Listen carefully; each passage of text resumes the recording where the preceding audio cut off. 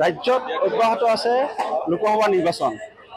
ৰাজ্যত দ্বিতীয় পৰ্যায়ৰ নিৰ্বাচন অনুষ্ঠিত হ'ব অহাকালি 7 বজাৰ পৰা আবেলি 5 বজাত।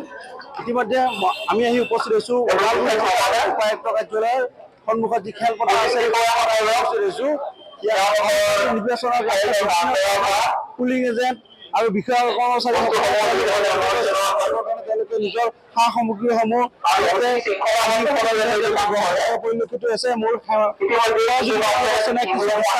কাৰণে চেষ্টা কৰিছে যে এয়া হৈছে ওদালগুৰি জিলাৰ উপায়ুক্ত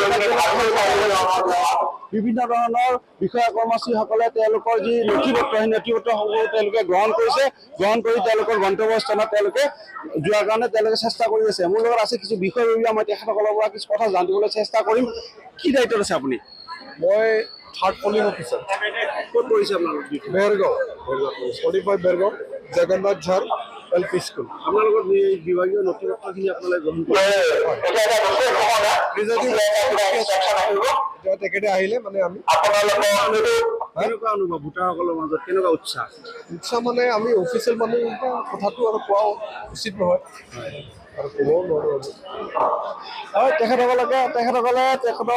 যিকোনো বিভাগীয় যিখিনি নথিপত্ৰ সেইখিনি তেওঁলোকে গ্ৰহণ কৰিছে। আমাৰ লগত আছে কিছু মহিলা। ক'ত আপোনাৰ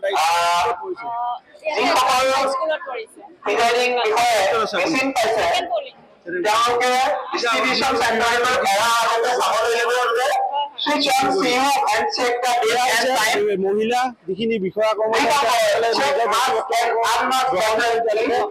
তেওঁলোকৰ যি গন্তব্যস্থানৰ লগত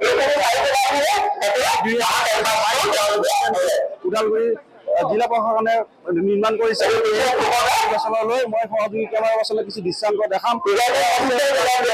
জিলা